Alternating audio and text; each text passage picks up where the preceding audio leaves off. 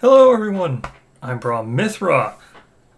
We're going to look at the releases for the May shop. I've got the website up here real quick.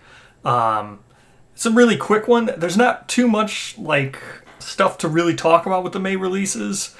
They're kind of straightforward. One of them is a beta, the other one's just a character card. So, of all the stuff that was released during the May shop update, we have the Pariah Bust was the first thing that was released during the May shop update. So Pariah Bust looks really cool. Next we have Elsbeth, who is a white box, and Elsbeth is the one. Her mini's really cool. Her mini looks a lot like Zelda and Morgan. She just looks like another starting survivor, pretty much. She's a white box. What she included was one character card, which was an impairment. So when you include this, you could draw it from all your characters, whether you're using it or if you're not using it, the next time a survivor is born in the sun, or if you're not using character innovation, the next time a survivor is born, they get the Lost Echo impairment. So this is the Lost Echo impairment. This one's really straightforward. Just during the hunt, you are always the straggler. So, what this means is pretty much this isn't even that bad. I was talking to Jay. Jay also wanted me to mention. Jay's not with me this time. I'm just making a very fast one. There's not really much to talk about here. So, but Jay agrees. This isn't really that bad. Knowing exactly who the straggler is going to be is actually pretty good. I mean, it can be bad that you're always a straggler, but at least you're going to know that you are. So the fact that you know who's going to be the straggler and it's going to prevent everyone else from rolling. So the way I think this works is, again, I don't know, but the way I think this works is this is like an automatic hit. So with automatic hits, automatic criticals, you don't have to roll for them. So I think the way this character card is going to work is you don't need to do straggler rolls anymore. This is an automatic, you are always the straggler. So you don't need to roll. Now, so whenever it says roll for straggler, you don't have to do that. I don't think this prevents ties, however. I think it will guarantee to make you the straggler, and then if two characters or two survivors had this character card, they both had Lost Echo, I think they'd be tied and both would be the straggler. I don't know 100% exactly how that's going to work. That's how I think it will work. That seems to make the most sense, and then neither of them will roll. So if you had two characters who were departing with this, you wouldn't do a roll-off either. They would just both automatically become the straggler, and it would be both automatic tied. So, this isn't a bad impairment. This is a pretty good impairment. As far as impairments go, there's only a certain number of impairments that go into the deck. Yes. So I just had to go look and confirm. It's for every one impairment type card, you can include 25 ability cards. And the deck must have a minimum of 24 cards. So after constructing the deck, you may add one legendary ability card. So you can only have one legendary character card in your deck regardless of how big it is. So if you make the minimum, let's say so the minimum would be 4 impairments and 20 abilities and 1 legendary. So that would be 25 cards for the minimum if you wanted to do the absolute minimum with this impairment.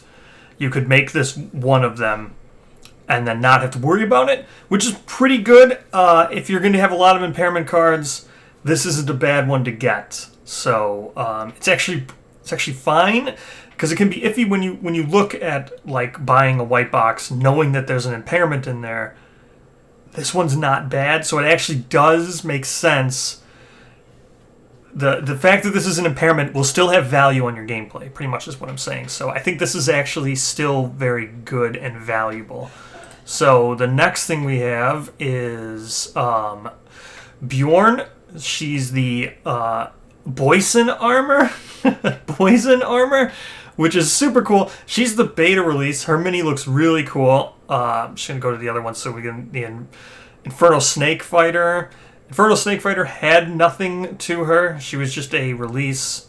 And then there was Longclaw Lenore, a painter skill version of her, which was also had nothing new. And we've already talked about Lenore.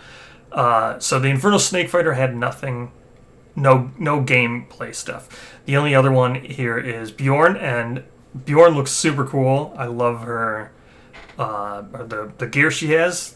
And the fact it's called this poison armor.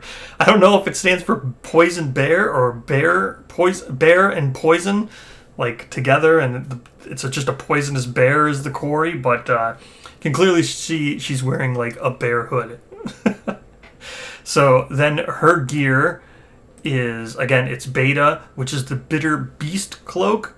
So to craft this, it's 1 hide and 1 perfect hide, which this is great. This is totally worth spending perfect hide on. It is 1 armor, it's chest, it's an accessory, it's item, fur, heavy, poisonous.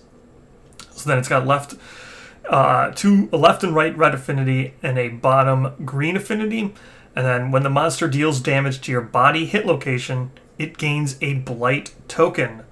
So whenever it deals damage, so it could do a damage total of 4, but it's only going to gain 1 blight token. But in the early game, when it's doing like 1 damage, you can get a lot of blight tokens built up. And then the blight tokens, token representing the debilitating effects of a festering poison. After a monster's hit location deck is shuffled, archive all of its blight tokens and roll 1d10 for each token archived. For each 6+ rolled, the monster suffers a wound. That is really good, especially because you never know how often you're going to be shuffling a monster's hit location deck, and there's no punishment, right? Sure, it's great to have more blight tokens built up, but you're going to get to roll for each token regardless. So if you're drawing the trap right away, there's really no... I guess the worst case scenario is you draw the trap multiple times, or draw the trap really quick before you've gotten damage dealt to yourself, and then you don't draw it again for the rest of the whole fight. That's just the risk, but you're going to get to roll for every blight token regardless. So whenever this damage is done to you, assuming you don't have a very quick trap, you're going to get some kind of value out of this, especially... So pretty much what you want to put this on is the person who's taking damage from the monster. Body hit location is it's only going to be 1 face of the die, so it's just as likely as anything besides arms, because there's 2 arms locations. But it's not. It's likely you're going to have it, right? And then it makes you, if you have the ability with block or something, right? Block's going to happen regardless, so you're just going to ignore a hit. But it might make you second guess dodging. Maybe you're like, well, you know what? I'll take the damage to the body. I'm not going to dodge this right now. And then, because you're rewarded for taking some damage, it actually rewards tanking, which normally this game is just evasion. Not saying this is a huge amount. Like I said, it's got diminishing returns on it, because it's only when you take damage you get 1 blight token. So in the early game, that's why I said this is good for a hide and a perfect hide. In the early game, this is good. In the late game, you're only going to take 1 hit for 5 damage total, and that's only going to be 1 blight token, right? Because it's going to say when the monster deals damage to your to your body location. So the amount, it's not for each damage inflicted it gains a blight token. It's just when it does damage, it gains a blight token. So diminishing returns later in the game as for actually tanking. But in the beginning, when survival's low and you might not want to dodge just everything, if you're selectively not dodging the body, that saves you survival. So it's pretty good. Like I said, it's always nice to have a different type of tanking, right? Because it can be very straightforward. The game's easily solvable by stacking evasion. So, low evasion, actually taking hits to the body. It's helpful. Too bad this wasn't like gloves. Had this been gloves, then this would have been really good. I would like to see this on gloves, because then you could use stuff like cross-arm block, stuff like that. But you could always use this with the Telseric eye tack and switch your location to make sure hits hit your body. You could draw body blows and stuff. But with the hands being the most likely on the hit dice, and things like cross-arm block where you can take it to the arms and stuff, then it's really good, because then you can direct damage to this specifically, get your tokens, and then try to actually be rewarded for taking damage. But still, this is a nice step. Blight's a really cool thing. I hope Blight gets seen in the future. So that's pretty much it. Not a huge shop drop. Pretty quick, easy video to evaluate this stuff. So thank you so much for watching, and I'll see you guys in the next video.